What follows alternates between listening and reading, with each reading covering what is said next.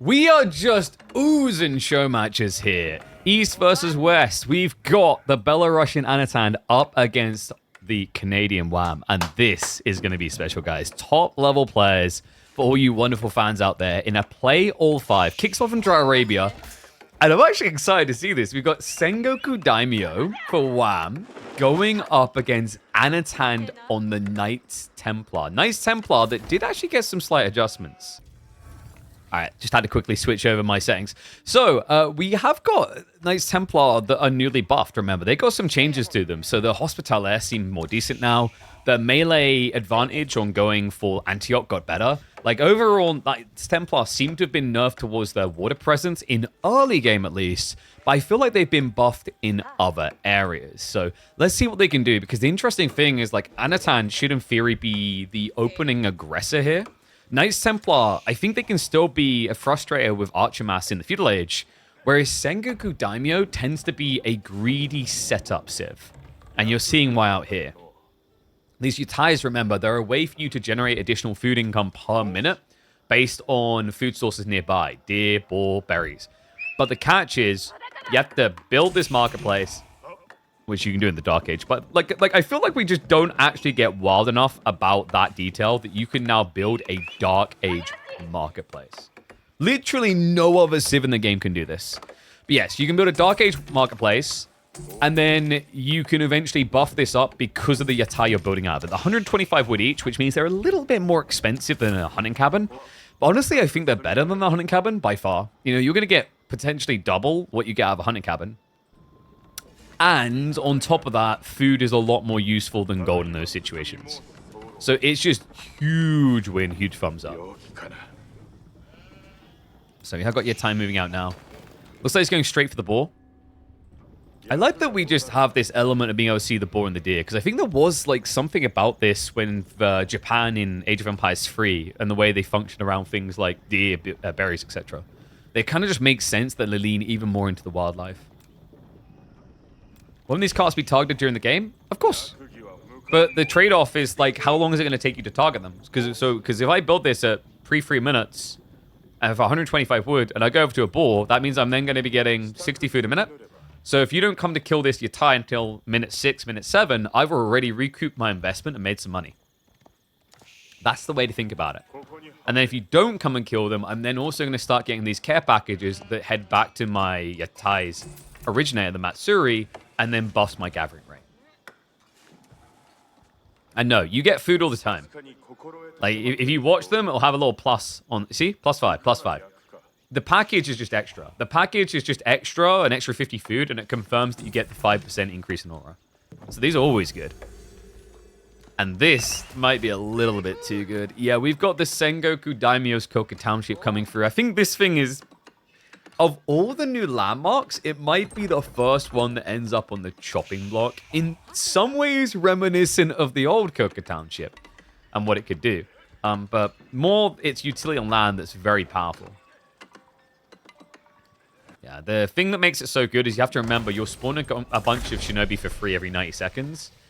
And you can spawn them anywhere on the map where there's a stealth forest. Now, where this gets really ridiculous is that you have another ability on this called Shinobi Scout that lets you see into an area. So you could Shinobi Scout here near the stealth forest. You'd be able to then see that Anno was on the stone, and then you could teleport to deploy here. It kind of reminds me of the Protoss with their deploy ship. You know, the one where they could like deploy it and then start spawning in units? Looks like we have got 2 TC from Anatan. So we'll be locking on the gold. And he went for Hospitaller, which is a smart choice here. It's going to make his villagers a lot harder to kill, and it basically gives him Wheelbarrow for free. While still being able to get, you know, Wheelbarrow and Coal. An outpost movement out here from Wham. Interesting. You can't garrison the Yatai, so it wouldn't protect this if a raid came in. But I think the idea is he wants to maybe just move out towards deer. And he can also just go arrow slits, because remember, you are Japan in the lieu of, like, you get stone when you gather gold, gold when you gather stone. So he does have enough for arrow slits, which would stop some initial aggression, but it looks like he's changed his mind. Wait, was it a misclick? Or was he expecting some Dark Age Knights Templar aggro? Shinobi have almost no value by themselves. That's not entirely true, though, because they do little AoE slash nukes, which they increase their damage by 50%. So they do 2 damage by default. There's going to be 4 of them throwing grenades, so that's going to be... What did I say? 2 times 4, so that's going to end up being like 8 damage, but then you're going to buff the follow-up shots. Like, if you stagger them, you actually can take out like half the HP of villagers across their duration, which is not bad. And then if you go for like a semi-fast castle build, it scales their damage up to, I believe it was 8 siege damage. So that's when it gets really threatening against workers. Yeah, like my advice to the devs on the Koka Township, great ability, love the thought of it. I think probably the scaling on the Shinobi's own damage needs to be slightly lowered here. I'd say it should be like 2, 5, and then 8 probably maximum. Whereas currently I think it's 2, 8, 10 or 2, 8, 12. And remember, it's siege damage that the Shinobi do. Alright, pretty chill start. It looks like we're just going to be getting fast castle versus 2TC. Monami. That's not going to work when the Shinobi come. But hold on a sec. No. We haven't got a super fast castle. He's going to stop off some aggro. So the first Yari cavalry coming out. And the body block's going to be there. The scout gets in the way. So Yari able to start raiding him. But it's difficult against the Hospitaller to get kills. Shifts out will scare him away. Remember, these are tankier horsemen. They get 10 HP more than standard horsemen. But they also get an extra +2 damage against cavalry. For that, though, you are paying a premium. You're going to pay 145 instead of 120. Shinobi, there it is! The debuff is active. He's getting closer to try and hug into... Actually, wait, was that intentional? Onto the horseman? Why did he go horseman instead? I mean, I guess it makes it easier for the Yari cavalry to win afterwards, but a little bit weird there. Maybe he was trying to clip the villagers on the other side, which he's doing right now, by the way. I know. This is just so awkward. I mean, the funny thing there is, like, look at the damage he's been doing here. If he just kept targeting the Shinobi, I think when you stagger it, it's actually not too bad. Because if you stagger the Shinobi into 2 groups instead of having them all throw at once, you'll perma uptime the debuff, which will increase the damage of the rest of the hits by 50%. It's only 1 extra damage per frag, but it adds up quickly in that situation. And no, these Shinobi cannot teleport. You spawn them, but you have to spawn them near Stealth Forest or your own buildings. Who's looking forward to the Sengoku Dark Age Outpost Rush so that they can teleport Shinobi later?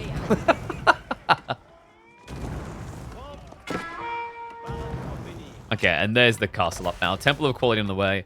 Honestly, I think he's quite happy with this. Anatan just forced to idle a lot, invest a lot in defending this, and even now going Spearman.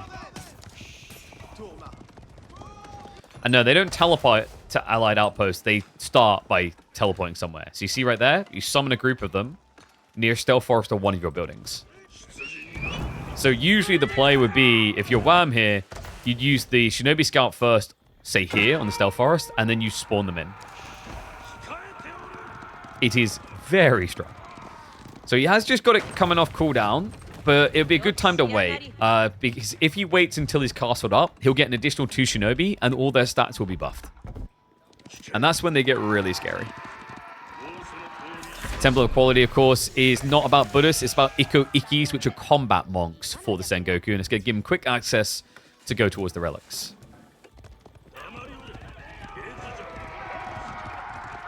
Anno. We have got blacksmiths coming in. Looks like he's trying to pressure play in Feudal Age. Yatai is going to get scouted out. No, this is the thing. Like, it's finally getting denied, but at this point, it's paid for itself. And also, I believe he has got some Matsuri auras going. Yeah, so he's already had 2 packages coming home. So these villagers are gathering 10% quicker in the AoE of the Matsuri.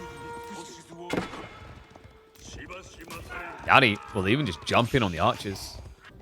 Yeah, Spearman are going to go chasing the Yatai. This is where, like, the micro matters a lot against Sengoku, because if you body block and move with just 1 or 2 counter units, you can stop the Yatai from ever really moving. Yeah, its hitbox and pathing is so big, it kind of is more like a Dota 2 unit, whereas other units in Age of Empires 4 are more comparative to League of Legends, where, like, it's very hard to body block them out.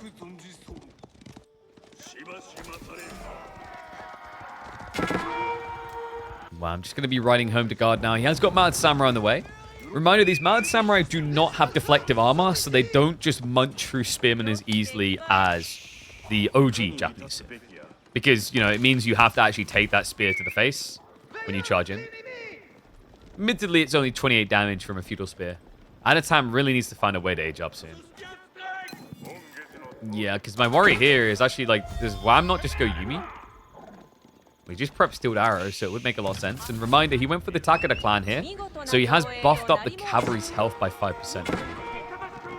And not to mention the other thing that you cannot forget is that these estates, the aura influence also buffs the production rate of all military buildings in range by 20%. That's not just the type that is associated with the clan. It means his archers will come out quicker, spearmen will come out quicker, it will all come out quicker. His archers are now on the way. The tie a little bit ambitious heading back there. That is level 3. Yeah, soon to be level 4 actually. And Relic's also now getting picked up. Second one coming in. I know, not too far from an age up. Remember with the Knights Templar, you do tech fast. And the Yumi are starting to contest here, but they're yet to be upgraded. They have got the Daimyo Aura. Had the Daimyo Aura. Whoops. And Shinobi, oh, here we go for the defense. Anno has to dodge them. They're not tracking grenades, so you can actually weave around them here. But he gets clipped. Remember, it slows his movement speed as well as increases damage he takes temporarily. Archers get clipped by it as well. The spread damage is pretty decent here. And Wham.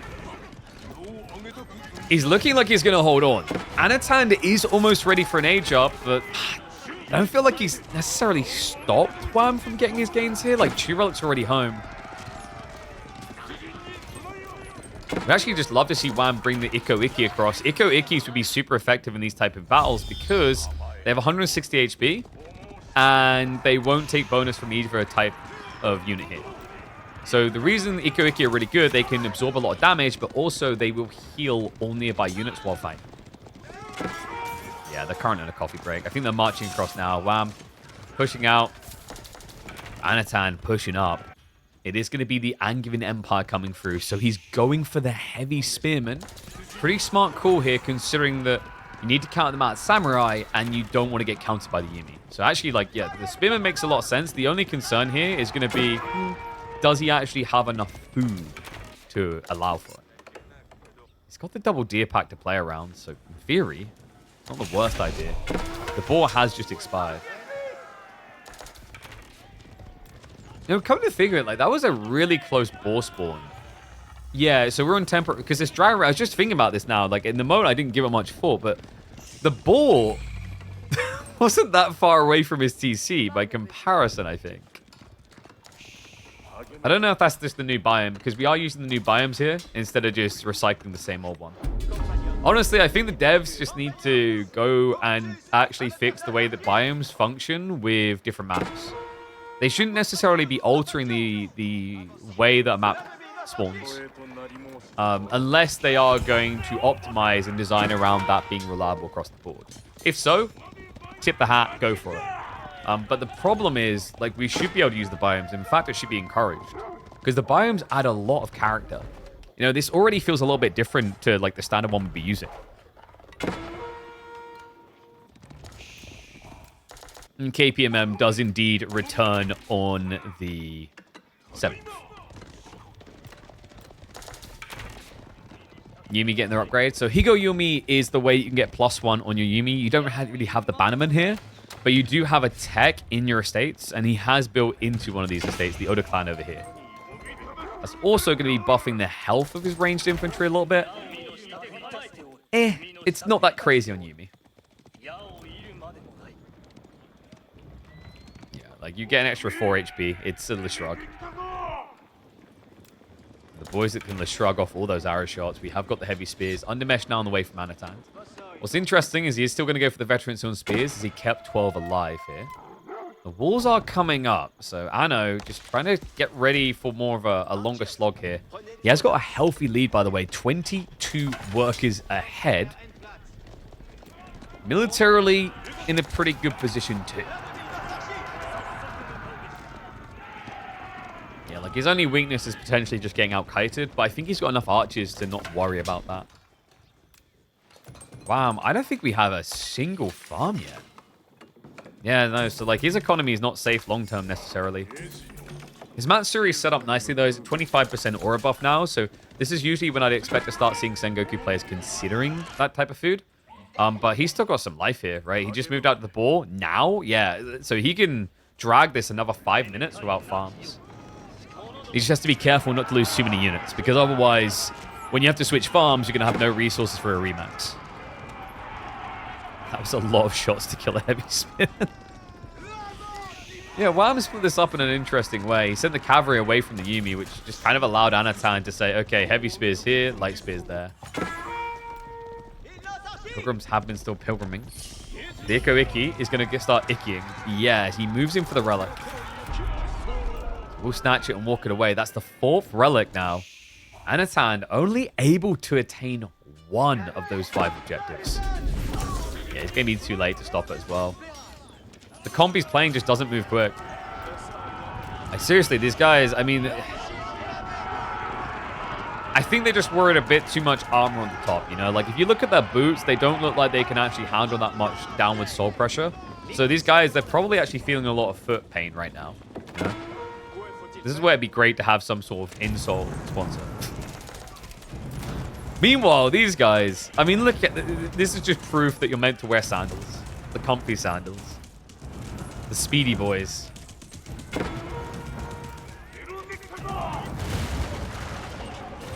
Not samurai. Oh, gonna roam in. I just love the aspectable upgrade, please. The change to give them more realistic shields is... Well, do they look a little bit more budgeted, I guess? But is it themically more correct? Yes. I always feel like I want to see them just slam it in the ground in front of them like an archer.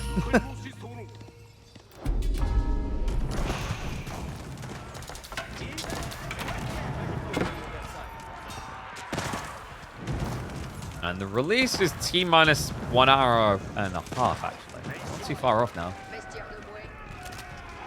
The release for game 1, not so sure. Anatan, I mean, he has a clear worker lead. Wham is still only playing 1-2C. He has started adding farms, and he does have buffs here and there. Kind of looks like he's thinking about Imperial, actually. Which, it would give you the Castle of Crow to defend yourself. Okay, there's the reinvestment. Yeah, he's answering straight into the Spearman. Remember, they're heavy tags, so your only option is to build your replacement for a crossbowman. These... I have mixed feelings about them. Their base attack speed is really bad, 2.5. But if you bring them in range of the Daimyo, they essentially become arbaletier/crossbow speed. So standard crossbows. And then, if he goes for tier 2 estates, he'll be able to give them shields that increase their range. I know, trying to set up the castle. Reveal of the Gunnermers come through. Heavy Spear's trying to chase. How many guns we got on the front lines? 13 in total. So that's good enough to clear the way here. Yeah, he's just going to stand his ground on it. Archers do counter them, but right now, Anatan in an A-click motion, not going directly after them.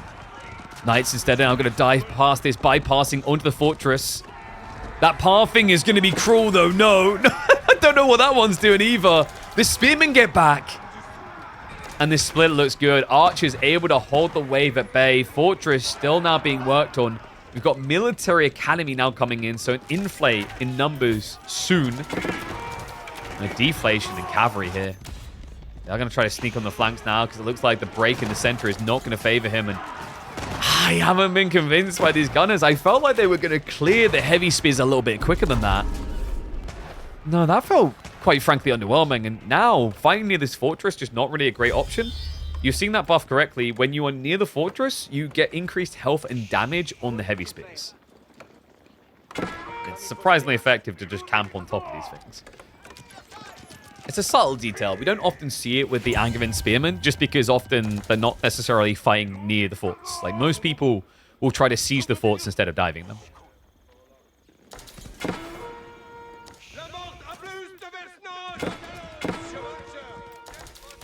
I know. Just trying to trick a raid here.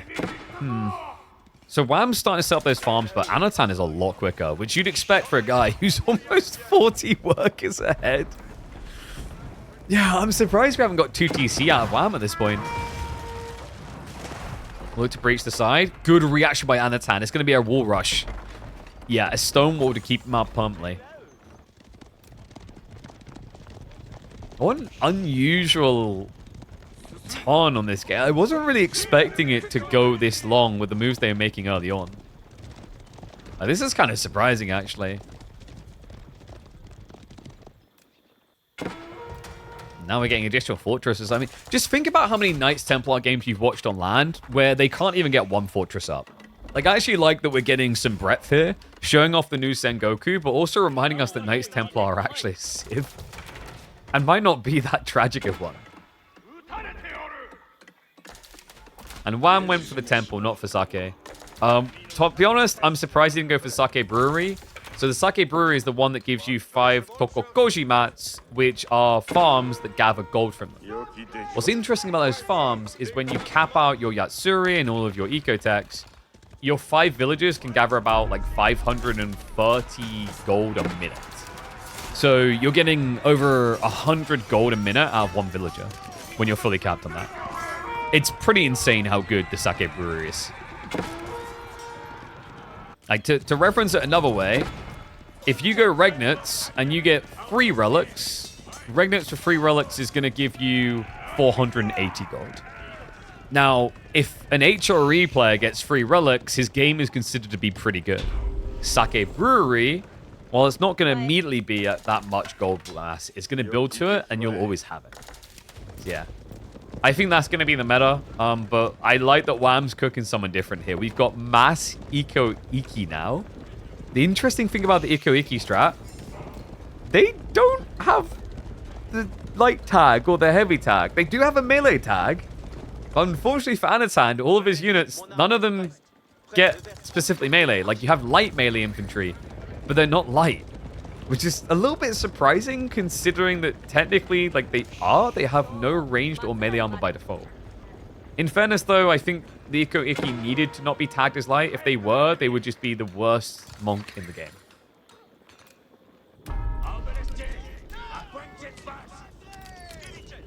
I love how this Yatai just keeps coming back out here. Like, well, the board's still here. I know. Let's start pushing up. Has he started leveling out the second Matsuri? He has. Yeah, so this one's capped at wait, 25? He didn't get the final package back. Whoops. Someone went butterfingers a bit there. But he's pretty much capped on the Eco. He's going to get it twice over now. Flash coming in, the Eco Iki. Providing that healing aura every time they strike. Is it going to be enough? I don't know. The problem with the Eco Iki is it's not like scaling healing. You can see it's like a trickle heal based on the clapping on a regular basis. So it's like each second do this much healing. But props to him, man. It seems to have actually worked out. Those Eco Iki, surprisingly survivally. Definitely the word I'm going to go for there. They're bulky boys is what I'm getting at. And what's interesting here is they will get more bulky. So he already took the tech that increases their healing aura by +1. Hence why he was getting 3 health a second instead of 2. He's already taken the movement speed increase, which makes them Onobugeisha. And then if this does go to Imperial, they even get scaled there because of the Nenbutsu, which gives you increased health and damage. And in terms of how expensive they are, by default, they're going to be 200. But because he's got the Temple of Equality, he gets a 25% discount. So 150 instead of 200. Damn. Mass Eco Iki. This is pretty cool now. And it's equal part food and gold. The triple Sacred Site has been temporarily locked in by Anatan.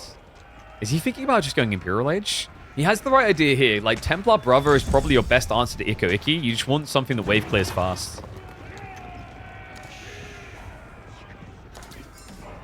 And no, Eco Iki have no bonus damage source. They are just a melee. They're a decent range melee, though, in fairness. 0.75, like a standard spinner 0.29. So what this means is, like, technically what Eco Iki's design point is very much like a Sapahi in terms of where you put them in a battle in rows. So, like, if you fieldcraft it, like, you should have spearmen ahead of them, and then Ikko Ikki just behind them. But in the limited games that I've seen of it, and this is probably the bulkiest one I've seen, he's just made that the raw front line. He hasn't even bothered with things like Samurai because those were already counterplayed. So we have got Castle of the Crow coming in for, I think, the first time actually with Sengoku. So this is interesting. It provides a big discount to the costs of building castles, 33% less, but also it specifically buffs siege. 10% damage increase, but also +1 tower, meaning your bombards can go up to 11 tower range, just like the Shushi. The other side, it is going to be Poland. So Slachka cavalry going to be coming in soon.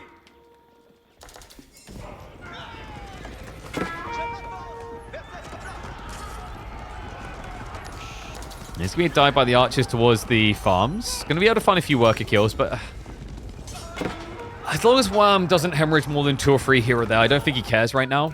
Like, he's got 4 relics. He can go into the Tithe Barns now, which he already took, and he has queued up Nembutsu. So we are about to see the Ikko Ikki scaling.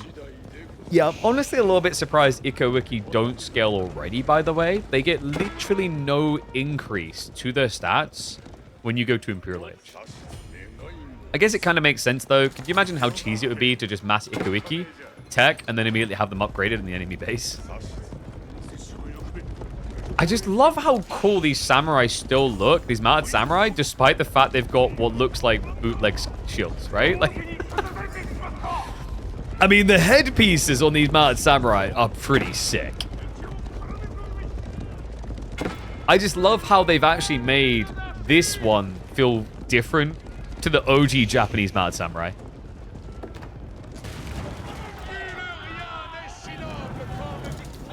It's been a little bit different. The Templar bros. Those are iconic fat ass helmets. And they look good in gold. Whew.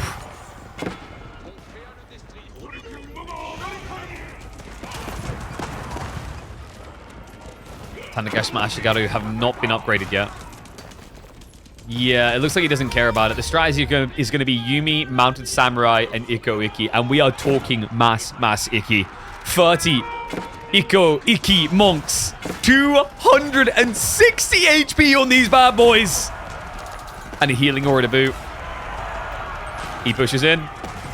And Latan, he has a fully upgraded army as well. It's about as fair as it's going to get. Mounted Samurai held in reserve, so the Ikko Ikki are just designed to thin the herd. And now the Mounted Samurai charge on in.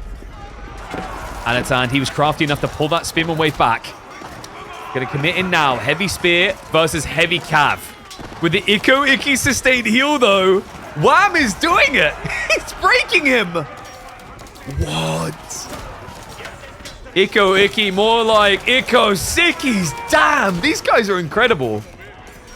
The increased attack speed as well is another thought there. When he builds daimios, he's buffing up his attack speed on the Ikko Ikki by 20%.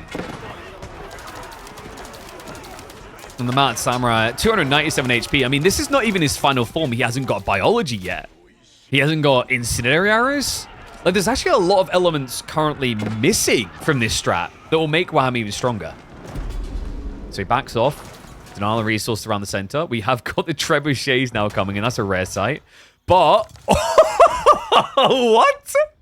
The perfect answer to the Castle of the Crow. More like the Castle of Oh No. The counterweight trebuchet that we rarely see. Remember, it costs, what's that? 425 resources to get this emplacement, but you can't snipe it off of it.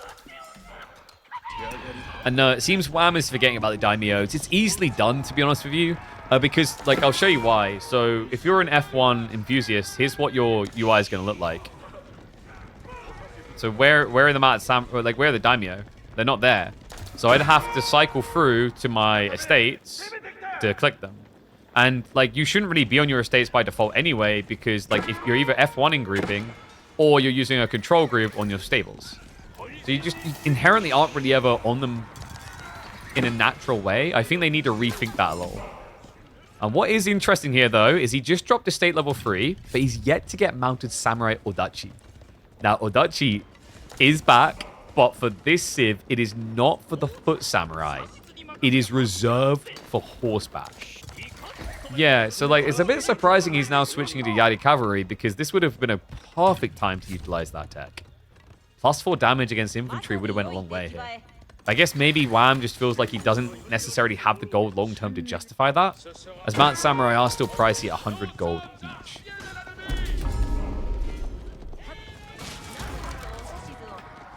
Templar Bros proving pretty annoying here.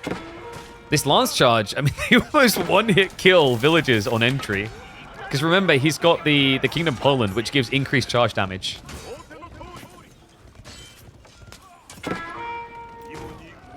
I do like what Anatan's thinking here. Like, Wham's weakness is flank raids right now. Because he's shifting pretty much entirely away from cavalry. Like, in fairness, Iki aren't bad at reacting to raids. It's just they're not going to be quick at cleaning up Templar Bros. We do have more Trebuchet emplacements coming in. We also have Craniquins. So the Crossbowman about to get buffed for the Knights Templar. Yeah, we'll allow him to stay further away. He also does have Fanaticism coming in. That's going to be pretty sick with the Templar Bros, and if he eventually goes for the Slasher Cavalry.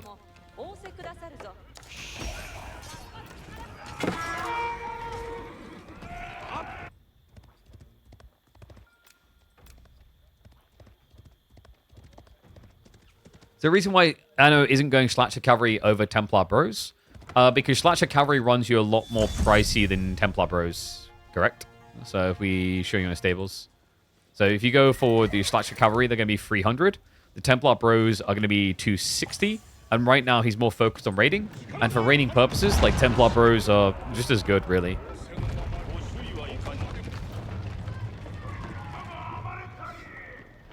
Like, it's interesting because I feel like he could actually afford it if he wants to. And it wouldn't be bad to have now. Yeah, I've got a new castle coming up. Now, remember, Wham, he's getting discounts on these, by the way. These castles that he's building. Well, it should be discounted. He's meant to get 33% off these things. Wait, did he lose the discount because the castle's down? I think that might be bugged. Wait, is that bugged? I'm not imagining it. A castle's meant to be 900 stone, 300 wood for Sengoku by default. So wait, so if you don't have the landmark up, it actually disables for this one? That's rare. Because we have a lot of landmarks which keep working.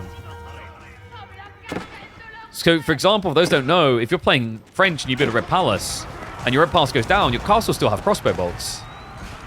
That is a different direction entirely. I don't know if that is going to be planned across the board, but I'm actually kind of here for it. And I'm here for this. Mad Samurai Odachi tech about to kick in. Wham, those Mad Samurai. They're going to start to pack quite the wall, but they need to reach the backline. The Iko-Iki, they just don't die easily. 260 HP, and oh my god, the healing rate. Are you freaking kidding me right now? Wait. No, I don't think it is you heal a fixed rate. I think it does stack in some way here. Because some of these guys are healing way too fast. But, like, it seems inconsistent. You see what I mean? Like, for how regular they're attacking, it feels like it should be even quicker. Still, it's pretty crazy. What? Iko-Iki. I called it. I said this would be my favorite monk, and I stand by it. But we do now have Slasher Cavalry coming out to answer it. They do get bonus against light infantry. That's not going to be useful here, though, against the Iko-Iki.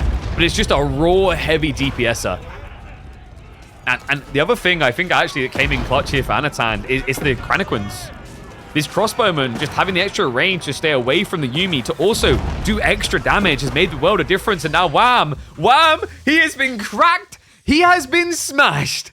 Iko-Iki might be pretty slicky, but it ain't got nothing on the Templars Polish.